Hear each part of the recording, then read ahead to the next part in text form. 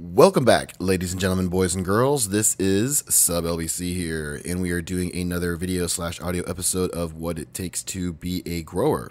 And for all you guys that didn't catch the last episode, we are going to somewhat pick up where we left off. And in the last episode, we essentially, I guess the best way to summarize it would have been in rather harsh critique of the up-and-coming generation.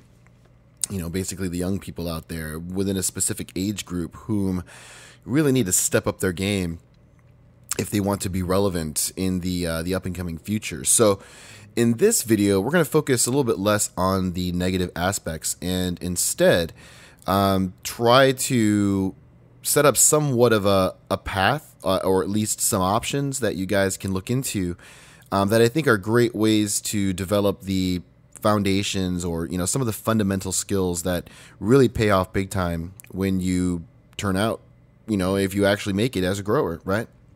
So I'm going to be really reflecting on a lot of things throughout my career that have helped me the most. So I'm not going to be really talking about everything that I've done, but I am going to talk about the specific jobs that I've had, because I've had so many that I think have really helped me out a great deal. And I'm going to explain you know, how I think that these ways to go might be more preferable to perhaps even going formal education route. And I'm going to talk about that as well, because I do have some experience with everything, you know, whether it be formal education, my experiences with that, as well as my overall experiences in the workforce and the experiences that I had that really helped now. So let's go ahead and get right into it, guys.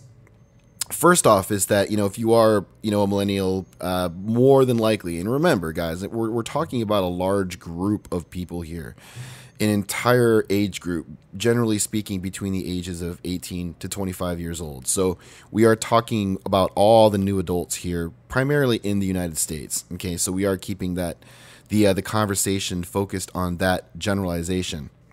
Only reason why I mention this is because everyone seems to take things so goddamn personally. And although I do have my own firsthand experiences with this specific age group, keep in mind that I'm able to observe a lot. And you'll see more about how much I actually do observe with some of my future film projects. But anyways, with this particular generation, we are basically dealing with an obsessed generation, just immersed in social media, really just filled with distractions, and living at home more than likely, and just kind of unsure of what the fuck to do next. You know, very disillusioned, full of angst and emotion, but nowhere to project it. So I think that the best way to deal with that is to really focus on manual labor type activities. And one of the jobs that I had early on, one of my first ever, and as it turns out, probably one of the most rewarding, was to work as a semi-apprentice or an assistant to a general contractor. This is really one of the greatest ways to start out, and it's one of the things that I think is lacking big time with the current generation, is where a lot of you guys really don't want to get your hands dirty, you know? Being raised by a mostly liberal, kind of feminist-dominated, broken family-dominated, raised by single mother type generation, become kind of femme, and you notice this in the male culture in that youth, where a lot of you guys really don't want to get your hands dirty, you know, afraid you're going to crack a nail or something like that. And I know there's a lot of you young guys that are out there working hard, you know, and I'm not saying this to discredit you, but as a generation as a whole, you know, the feminized nature of the way you guys were raised has had an impact. And I think that this is something that you really need to return to, because it really does help quite a bit. And the specific skills really is that you get to start to learn how to use your hands and to accomplish very specific tasks in which attention to detail is very, very important. And the general contractor that I worked for was not just your run-of-the-mill contractor, generally more expensive style contractor, but he's the guy that you brought in if you really wanted incredibly high quality work. So whether it be flooring, whether it be tile, which was a specialty, was tile flooring, but you know, it's not one of these things where it's just you lay down tile on top of a wood flooring and then just grout it. I mean, it was a complete job. The subflooring, the foundation, everything done, incredibly high quality, and, a floor job that is designed to last longer than the house itself, generally speaking, that it's in. That's the kind of work that you did primarily. So obviously attention to detail is huge. And you learn little things, not only how to identify tools, and it's important to know what tools are, because obviously in your future life as a grower, more than likely you are going to have to work with tools to do build outs. Generally being a light contractor, cutting holes in walls, understanding the differences between, metal screws and wood screws and what they're made out of, why it's good, why it's bad. Understanding what depth, the length of screws you need to use for specific situations. Understanding how to work with drywall a little bit. Having to mix concrete. Not that that's incredibly important, but you're carrying, bags of mortar back and forth. Hey, might as well get ready, because if you're going to be growing with methods that I like to use, you're going to be carrying lots of cocoa bags, and, it helps to know how many of them you will generally need to fill a specific, square footage or whatever. So you get a really good idea of spatial relations. You get to understand and know what all the tools are, why certain brands are good, why certain ones are not good. And all this knowledge is directly applicable to your future life as a grower. So it's incredibly important, guys, that you learn how to get your hands dirty, because you're going to have to do it. It doesn't make sense in almost any situation to bring in third parties to do most of this kind of work. And I know that some of you guys that are doing larger type build outs and need to deal with electrical, obviously sometimes it helps. Or it's absolutely necessary to bring in a third party to do electrical. But as I've shown in many of my videos, there's pretty much ways you can do it yourself. And, I'm sure a lot of electricians have kind of barked and complained about how I do things, but it works fairly well, and, it is what it is. Another thing, too, is that you get to understand how you will actually train future assistants and apprentices as it attributes the attention to detail thing. Like, there's really strange things, guys, when you're working as an apprentice or an assistant to a general contractor, especially if he's a specialized, high-priced one. Just little things, like how you hand off tools to someone. If he's working on a ladder, making sure the ladder is set up correctly, always stabilizing the ladder. If he asks for a specific tool, you know exactly what it is. You make sure that you know whether he's putting in screws, taking out screws, so that if it's a power drill, it's put in the right position before it's handed off. And then you hand it off to the hand that he's using it in, facing the direction he's going to use it, and you literally slap it into the palm. So that way he doesn't have to grab at it while he's on a ladder. Just all of these little things. Knowing how to correctly manage electrical cord on a work site. Learning how to do snap line, and, even things that may not apply, but you never know. You know what I'm saying? And just little things like laying down flooring, knowing what a staple gun is, what length of staples you generally need, or what will work to do what it is you want to do. Like I said, with screws, all that stuff, learning how to use a level, it all applies. And you could literally spend just one summer doing this type of work, and it'll be very rewarding. Generally cash paid, get some spending money to do whatever the fuck you want. But the knowledge is really more important. And although as a young person you may not realize that at the time, it really is something that pays off much later down the road.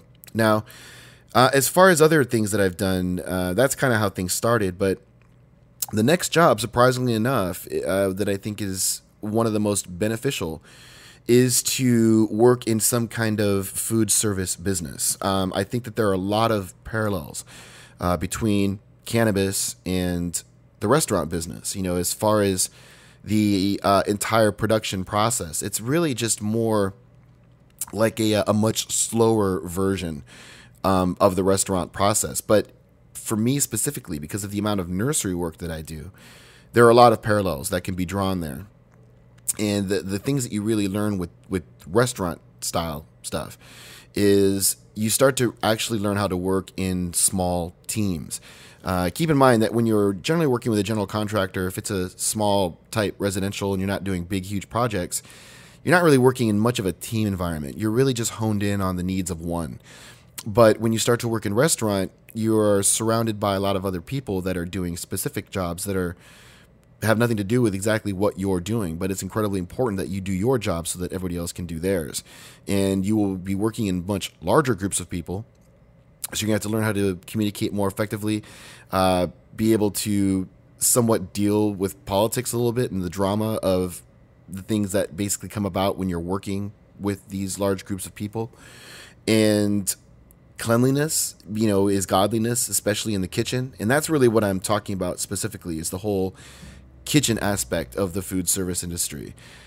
Keeping everything clean all the time, sweeping up constantly, always keeping things tidy, all the stuff exactly where you need it to be, all of your ingredients, and making sure that you have the appropriate stock of supplies at all times in advance, so you're not wasting time doing, runs to the wholesaler if you run out of a specific vegetable, or if you run out of a specific supply like flour or oil or any of those things. So you start to be able to monitor the real input output nature of the business as it is. And when you're growing, obviously it's the exact same thing. If you are trying to be an efficient and effective grower, you don't want to be running back and forth to Home Depot over and over again to pick up little things that you miss. If you know exactly what you're going to be doing and you've had time to prepare and you have gained the attention to detail skill, at that point, you get everything you need and you stock it appropriately. And to sometimes overstock on certain things that you use more. And by eliminating all these senseless trips to the hydro store and all these senseless trips to other places to put your gardens together, it saves a lot of time. And time really does relate to money, especially if you guys are not as lucky as I am, where you're essentially between, like walking distance to like 2 hydro stores. A lot of you guys will be ordering your stuff online, where you need to take advantage of a single flat rate shipping for your entire order. And if you miss little things and have to keep ordering more stuff, it's more expensive to do so. You have to wait. That's a huge problem. Generally speaking, the moment you have committed to doing a garden build out, the money is running. You know what I'm saying? Every day that your gardens are not doing what they're supposed to be doing, you are losing money, right? In the form of rent, energy, whatever it is that your expenditures may be.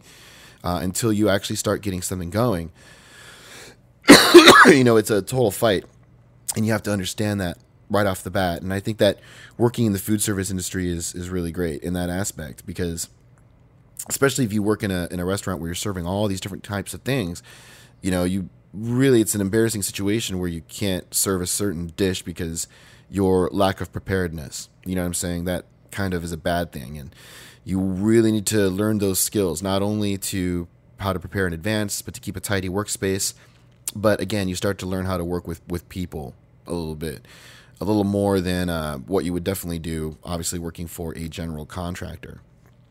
So now, once you've gone through these 2 simple progressions, and keep in mind, the entire point that you're doing this, no formal education is required, and you could still technically, if you wanted to, live at home with your parents while gaining these skills, right?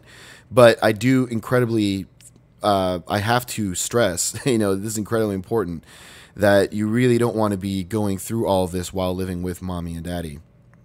I think that the experiences gained in these types of environments can be further amplified if you are out living on your own at the same time. And I know that is a tall order for some of you, and I know that the comforts of home that most of you have become so accustomed to will have to be sacrificed.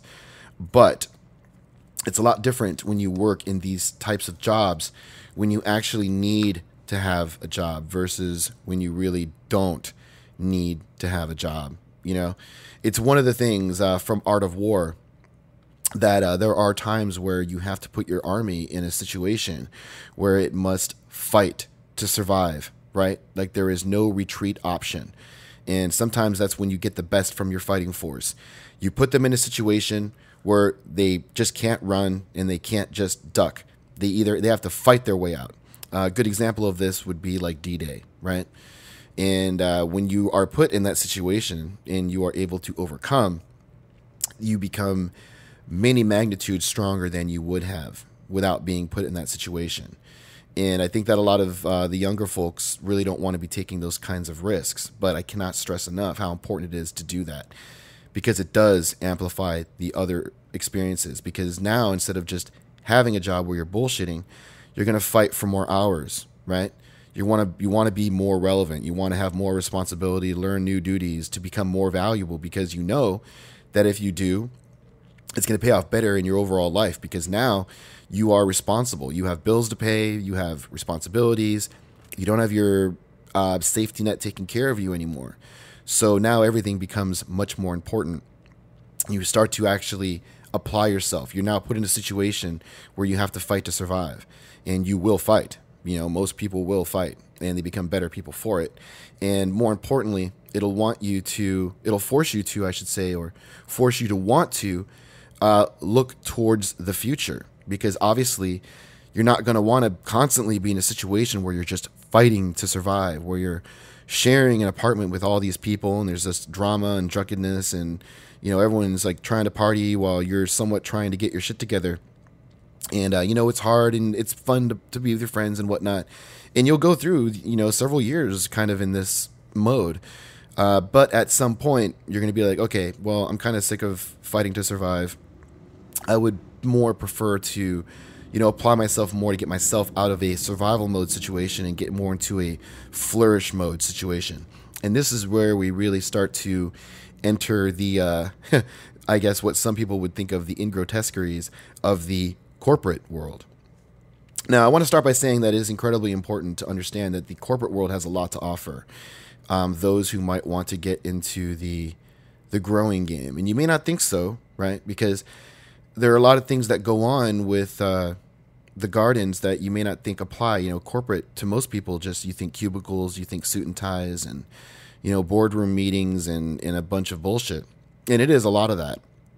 But at the same time, is that the things that are important about corporate world is that for the first time, you are generally going to be working with a lot of people that are considerably more intelligent than you are. And they've been working with a lot more intelligent people than you are for a lot longer than you have, especially if you're younger. And it's all knowledge gain at this point. You know, being able to correctly and efficiently manage large groups of people doing very complex things. And it's a wonder, you know, that some of these corporations are able to do what it is that they do. But the culture itself really emphasizes efficiency and, you know, how to really get everything into numbers, taking it from the tangible that you're used to working with and taking it into something, you know, numerical that can be analyzed and re-examined and trimmed down and made much more efficient by looking at things in a much more mathematical and much more precise manner. And that's what corporate culture and thinking brings. And honestly, you know, this is really where I think the most of the knowledge that I have really helps the most, is the entire management aspect of things. You know, to be able to look at things from a number standpoint. Everything is a number, from the, you know, the grams per kilowatt hours versus quality grades versus the number of cuttings that we're taking, you know, the intervals between cuttings, the survival percentage, the relativistic value of nutrients versus cost. You know, all of this very high level mathematical thinking all comes from time spent in the corporate world. Because if you're able to think this way and you're able to operate this way, to really leverage all the tools that you have to operate constantly at peak efficiency, you will go very far in the corporate world. And for me personally, I'm more or less ceilinged out right where it just becomes pure politics. Because when you start getting into that aspect, I don't think it, you know, nothing really matters anymore, because I don't think there should be politics in your own growing operations. You know, like I've said many times before, I don't subscribe to partnerships personally. You know, I think there might be some people that can pull it off. Again, if there is a very little skill overlap, and there's a lot of separation because neither one is particularly good at the strengths of the other. But if you are a more dynamic individual and can easily do everything from the ground floor, the sales, to the build outs, the planning, the expansions, and it could all very well be done by one person, then you shouldn't have a partner, right? And that's good because it eliminates politics completely. And you really don't want politics. And like I said, this is where I kind of ceilinged out in corporate world because, at the end of the day, I am just a grunt. I really am. I like to get my hands dirty, I like to be functioning on the front lines more. And I'd rather be the first or one of the first to truly know what the facts on the ground is. Because there's a part of me that just believes if I pull away too much from that, then I don't really know what the fuck is going on. I could start operating in a bubble. And that's not something that's very comfortable for me. And there are some people that are very comfortable, managing from a very high level in which they put a lot of trust and reliance in subordinates to give them the facts on the ground. But that's just not the way I am. I think that I'm just either too much of a skeptic or too much of a perfectionist, or probably a combination of both.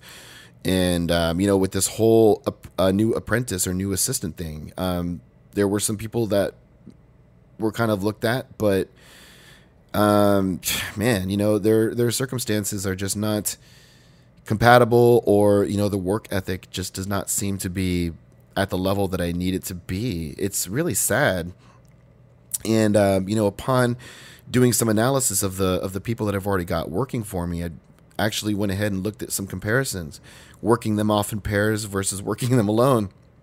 And suffice it to say, the results were not good at all.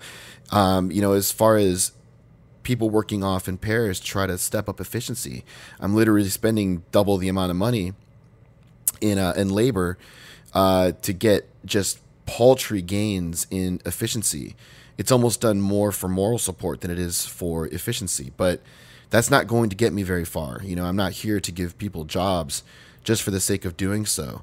So as far as my apprentice / assistant, I've decided to make a hire, and that person is myself. And it's been a while since I've been jumping in and taking cuttings.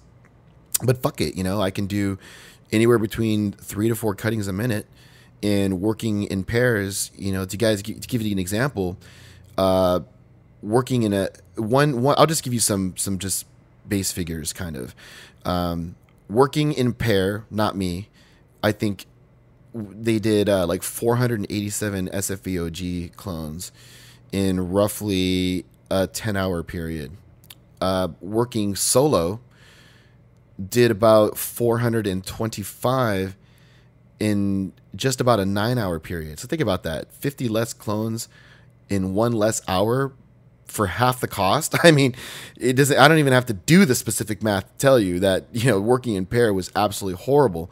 Now you go ahead and juxtapose that versus what we can do in a pair versus me and my apprentice. We took down a little bit over 700 in 8 hours flat, and that included doing a round of sorting. So we didn't even start taking cuttings right away. We came in and actually sorted, pulling rooted clones out of domes through a specific date range. And it wasn't a massive sort because we had done a massive sort the day before, but it was more like a supplementary sorting to the one we had just done to further free up space, consolidate, pull trays out and really free up because we had a lot of cuttings to do. But we did all of that. And then we went ahead and did all the cuttings, in excess of 700 total cuttings from all garden locations. And we were able to do that in about 8 hours. So, and you look at that, and I don't have to fork out a single extra dollar to do that. I just have to sacrifice my own labor. But there's no way in fuck I'm going to be able to bring in anyone that can produce nearly as well as I can at any cost. And with that being said, right now there are a lot of growing pains going on in the gardens. Obviously, we're expanding nursery. We've dumped a lot of money into that. Still have yet to see any returns. And, I think I've been feeling it, but I'm being a little bit extra hard on myself because of how lavishly we have laid out the gardens initially. So it should be expected that there'll be a little bit of a pinch as we work our way over into the next harvests. But the productivity from the nurseries themselves has been amazing. but it's this analytical ability that is really going to take you far. And it's also going to give you the skeptical edge, because remember, as a sole proprietor, you are, in a sense, a corporate entity. I mean, you are just part of a larger group of infrastructure, from the locations and the contracts that manage them to the actual capital, in regards to the gear that you're using to grow the plants, and how they have to be managed, and yourself as well as others that get brought in to assist you if you're large enough to have to require that type of assistance. And when you're able to look at everything from an efficiency management perspective, it really does go a long way. And I think that I should probably try to focus a little bit more on that, or maybe just make an entire video talking about just some of the basic formulas when it comes to doing build outs. Because I know I've talked about them in little bits and pieces, and I may have made videos in the past, but I don't think that they're on this channel anymore. So it might be something interesting that we can revisit in the future. But in any case, I really just wanted to make this video as just a very loose roadmap, just something that you guys can get into without having to go into tons of debt in regards to formal education. And before I go, I didn't want to talk too much about this, but the whole formal education route, I believe, is something that should definitely be avoided for this specific generation. Unless you are dead set on being like a doctor or an engineer or a scientist of a specific field that is going to pay off dividends for you in the future, such as medical research or something of that nature, then I think it's a great thing. But if you go to college without being exactly sure what you want to be, what you even like to do, and you're just kind of going into it because your parents are pressuring you, or because you're just kind of going through the motions, college is not a great place for you to figure out who you are, okay? There's a lot of propaganda in college, a lot of leftist bullshit. They're just going to pollute your mind with garbage. And you're in a fairyland bullshit. College is not the real world. It is just kind of a little bit more structured high school, essentially, with a little bit better people, I guess, better, higher quality of teaching, probably more of a middle class representation in regards to attendees. But it is no place where you want to be to figure out who you want to be as a person. If you want to spend, $50,000 a year doing that, you're better off just traveling the world, on that money. You'll learn a hell of a lot more about yourself and better prepare yourself than you would, unless, like I said, you're going into very specialized fields that have guaranteed payoffs, things that we really need. Doctors, engineers, scientists in specific fields, probably other things as well. But those are three that I could say are incredibly important right now at this point.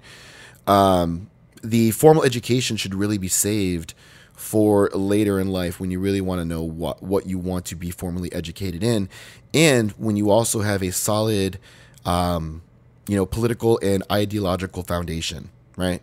So that way you will be immune to the propaganda of the major university here in the United States. And that's incredibly important, because a lot of universities are not too terribly focused on allowing you to think freely. And there are certain attitudes that are certainly not accepted on some major university campuses. And you have to be aware of that, I think, before you dive in.